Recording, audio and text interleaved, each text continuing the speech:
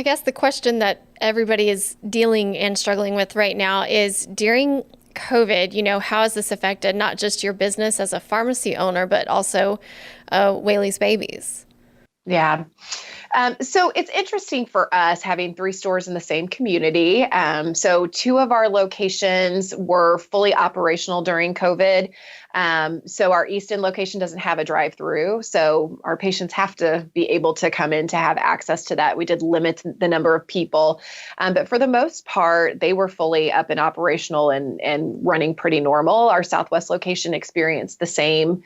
I think we found that our OTC side of sales during COVID was very high because patients need things. And I think our vision as we watched people start to transfer their prescriptions from some of our chain competitors during that time was the comfort level of being in a smaller environment. So they need to get some Tylenol. Going into Walmart didn't feel very comfortable during COVID when everything was going on, where slipping in and out the door in your small corner pharmacy was much more comfortable. And when they came in and had those experiences, they were realizing, why don't I get my prescriptions here too?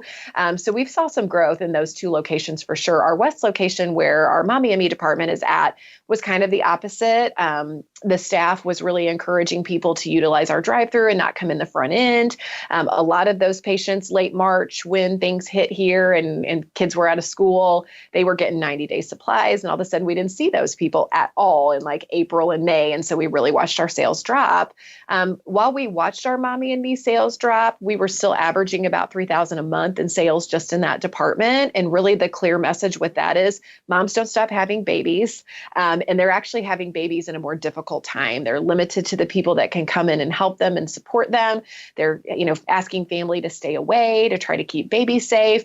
And so now all of a sudden they're having struggles and they have no way to have one-on-one contact with somebody to get them through that. So Zoom became huge for us. We had a ton of moms doing Zoom consults.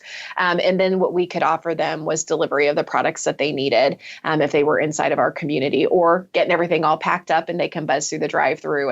And so it just was about, I would say April and part of May, and then June and July peaked right back up. And August was actually our biggest sales month in our department.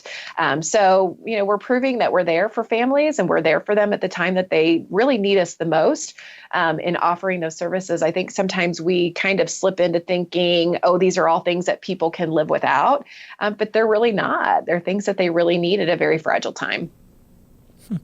So so we're up to 70. What do you think you'll add next year? I think that in the time of COVID, we've kind of been quiet as far as focusing on sales and really more focused on making sure that those 70 locations are growing and thriving and making those lactation contacts.